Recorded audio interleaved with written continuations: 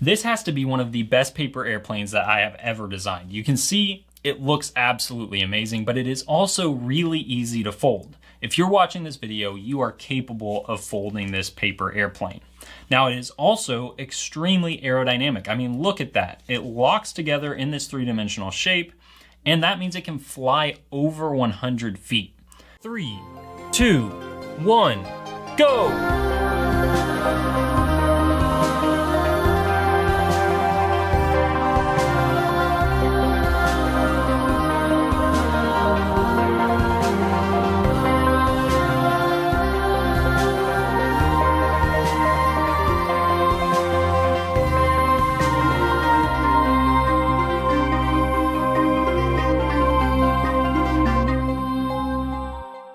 All you will need in order to fold this paper airplane is a sheet of 8.5 by 11 inch paper or A4 paper and a pair of scissors. You may also want a ruler and a pin, but those are optional, and you'll see why in just a second.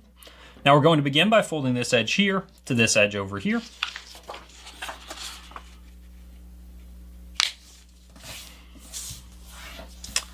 And then we'll open the paper up. And now we want to convert our rectangle paper into a square. For 8.5 by 11, that means you're folding 2.5 inches down from the top edge.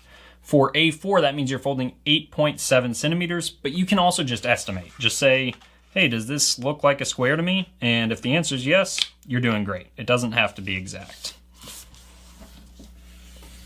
Now, once we've done that, we'll flip the paper over and fold this outer edge now to the center crease.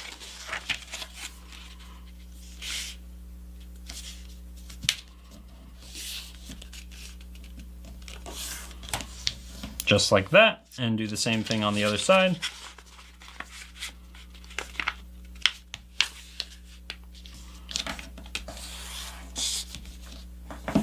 And now we'll open it up, and I'm going to fold this outer edge to my left crease here, not to the center crease, to that crease that's all the way on the left. And I'll open that up, and now this time I'm folding the left edge all the way to the rightmost crease.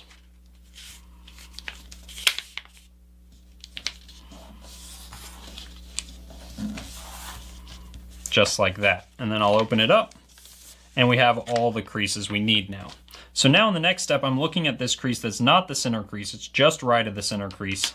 And that's where I'll start my crease, right at that point where that intersects the top edge. And then I'll explain to you in just a second how I determine the angle I'm creasing it at. So it's going to look something like this, and basically I'm landing this corner halfway between this crease and this crease. And that's an estimation, doesn't have to be exact. And once you do one side, just fold it in half and fold this now to land right along that edge you made on your previous step. And that'll make sure that your two sides are identical. Okay, so we can open this up, take a look at it here, and we're going to position it in this orientation. And now we're folding this top edge down. And to determine how far it goes, let me go ahead and make the crease, and I'll explain exactly how I determined where I placed this crease. You can see these vertical creases here. I want those vertical creases and where they intersect this edge to meet the bottom edge of the paper on both sides. That's how you know how far to fold it. And now we're going to fold it back up, landing this point here on that corner. And you're doing that on both sides. So making sure both corners are in alignment and then creasing across just like that. Okay, so we'll open the paper back into this orientation and now fold this edge in to that crease there and leave just a tiny little gap. Also, you don't have to crease all the way down the page. You just crease till you get to this first little crease on the paper there.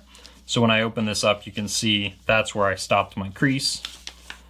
And we'll do that same thing on the other side as well. You can, of course, continue the crease if that's easier for you, but it's not necessary.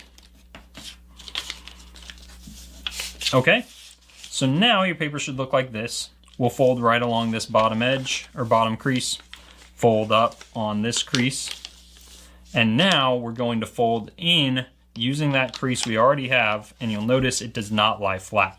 So we're going to need to reach into this pocket here and pull. So I'm just pinching this edge here and pulling it right to that point. Can you see how that gets snug right there? And then I flatten to this corner down here. So I'm just kind of fanning the paper out and gently creasing right to that corner, and then I can put a nice firm crease there. And I've got all this slack, which I just sweep to the outside of the plane to make my other crease.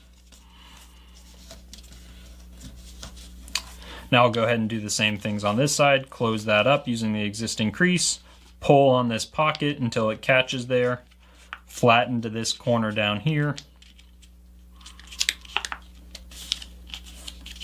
and then take all that slack and sweep it to the outside.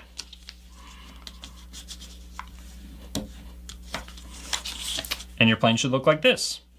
Now we'll rotate it into this position and fold from where this edge here intersects that edge, so that point right there to this corner.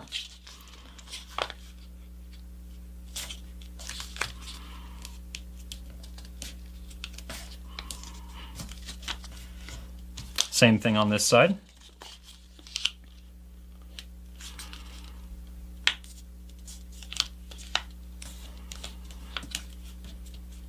And now we need to reverse those creases and tuck these tabs into this pocket behind. So I'm not making a new crease, I'm literally just bending that crease in the other direction.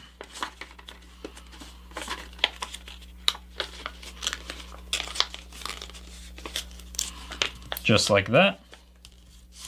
And I'll do the same thing on this side. Again, just bending that same existing crease in the opposite direction, tucking those layers behind everything else. And now your plane should look like this. Now we'll go ahead and fold it in half where these layers stay on the outside. And I'll position it like this and fold this front edge here to land right along this left edge. Now I do leave just the tiniest little gap between this edge and that one. Crease like that. And then tuck this little tab behind those other layers. Now we're going to fold right along this existing crease, like that. Then just flip your plane over, fold this wing up. And now we're actually going to place our wing crease. This goes from the nose of the plane to where this crease here intersects the back edge. And you'll notice that's actually the same point where this spine intersects the back edge, so we'll be able to use that as a guide. Start by really rounding these thick layers at the front, and then gently put it in alignment like that, and you can see my crease goes from this point here to this point right where that's intersecting the back edge. And then I flip it over and fold this wing to match the first wing.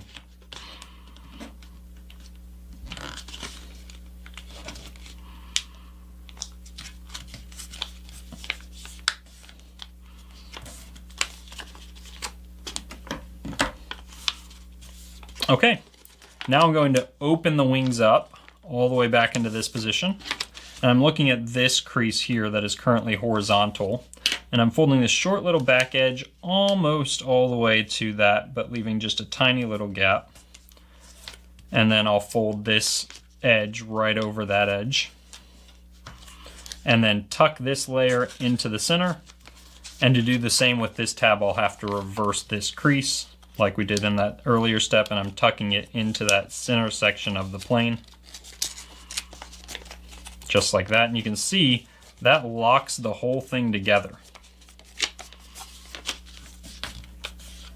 Okay, so now all we have left to do is cut the fins. So we're going to position the wings like this, make sure that your corners are lined up, and grab your scissors.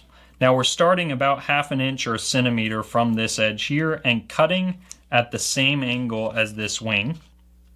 If you're using the template, this is marked out for you. Cut in a little more than 1 inch like this, and then start just ahead of that point and cut back toward it